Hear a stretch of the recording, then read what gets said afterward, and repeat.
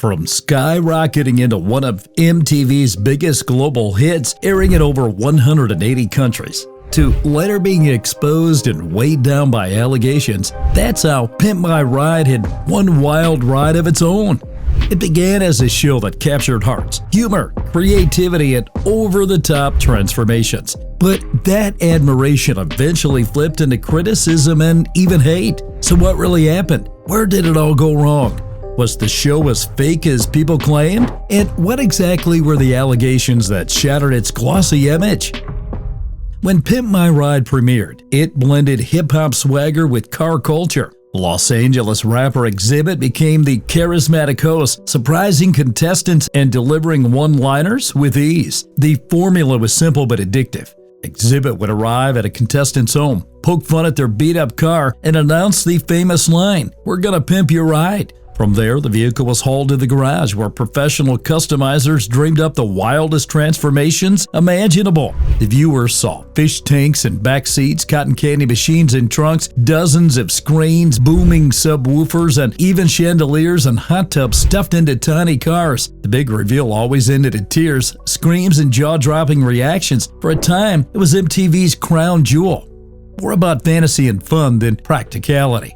Like many early 2000 reality shows, Pimp My Ride eventually faced questions about how real it was. Rumors on car forums hinted that the outrageous makeovers were more for TV than daily use. Could anyone really drive with an aquarium sloshing in the back seat or a champagne bar built into the console? Common sense said no. The doubts grew louder when former contestants began speaking out, sharing stories through interviews and online forums. In 2015, a Huffington Post investigation confirmed it. Many transformations were exaggerated, some staged and others completely impractical, proving the show was far less real than it seemed. On TV, one of the most exciting parts of Exhibit knocking on the contestants' door, catching them off guard in slippers or pajamas, and announcing they had been chosen. In reality, those moments were staged. Contestants Brooke Siegel, whose Chevy Cavalier was featured, revealed that the house shown as hers was rented by MTV for filming. Contestants were often told to wait at a different house for Exhibit's arrival, and the surprise reactions were rehearsed since they already knew he was coming.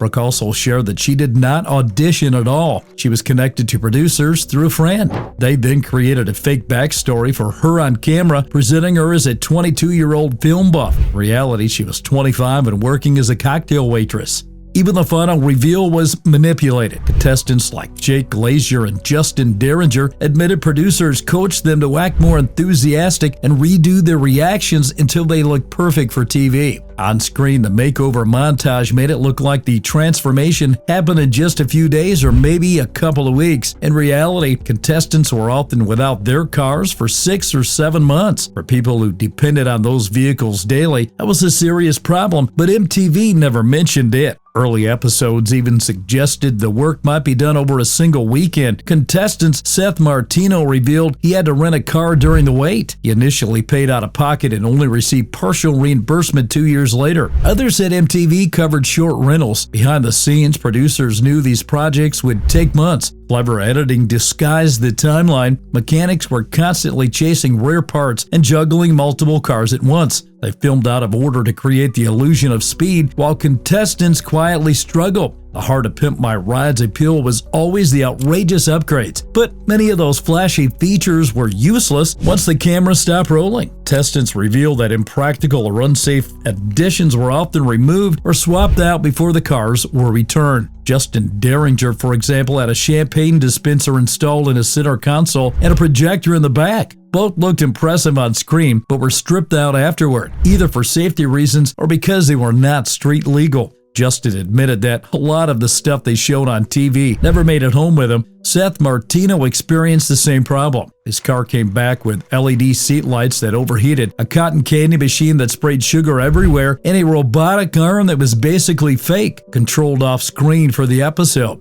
Jake Glazier's case was even worse. Instead of fixing his broken muffler, producers added a fake exhaust pipe for show. The car looked tough but ran terribly and soon broke down completely. Even simple upgrades were altered. Co-executive producer Larry Hochberg admitted that oversized rims used for reveals were often swapped for safer versions before contestants got their cars back. Behind the scenes, producers even kept tow trucks ready in case a pimped ride could not leave the show on its own. What viewers saw was dazzling. In many cases, contestants drove away with cars that were less reliable, less functional, and far less magical than the show suggested. One of the harshest truths revealed by contestants was that Pimp My Ride rarely addressed the real mechanical problems. The focus was always on flashy gadgets and outrageous cosmetics, while critical issues like engines or transmissions were often ignored. Seth Martino shared that after his car was covered in neon lights and fitted with a cotton candy machine, he still had to spend $1,700 of his own money on a new engine. Another contestant discovered his wheel alignment was never fixed, leaving the car unsafe to drive at high speeds. Producers admitted that many vehicles were so old and worn out that they would always have problems. Instead of making real repairs, the crew concentrated on glamorous add-ons for TV. Engine rebuilds are expensive and boring to show. A glittering sound system, however, makes for great television. And if a car would not run, MTV sometimes just towed it into position for filming. Producers did not just meddle with the cars, they also manipulated contestants' personal stories to create drama. Jake Glazier revealed that he was encouraged to break up with his girlfriend so the show could frame him as a lonely guy whose life would be transformed by a flashy car. The production wanted a new car, new confidence arc, and told him being single would make for a better storyline. Whether he actually went through with it, it's unclear, but the fact that it was suggested shows how scripted the show could be. Other contestants endured humiliation for the sake of laughs. Seth Martino, who is overweight, recalled that producers deliberately poured candy all over his car before filming to make it look like he hoarded sweets. They even gave him a cotton candy machine upgrade to play into that stereotype. Seth admitted it felt cruel and unfair, though he ultimately tried to laugh it off. Despite these experiences, most contestants did not hold grudges. Many have said they appreciated the once-in-a-lifetime opportunity, even if the show was fake in parts. The truth about Pimp My Ride did not surface through one dramatic whistleblower, but through a steady stream of stories from former contestants. Turning point came in 2015 when journalist Todd Van Leuling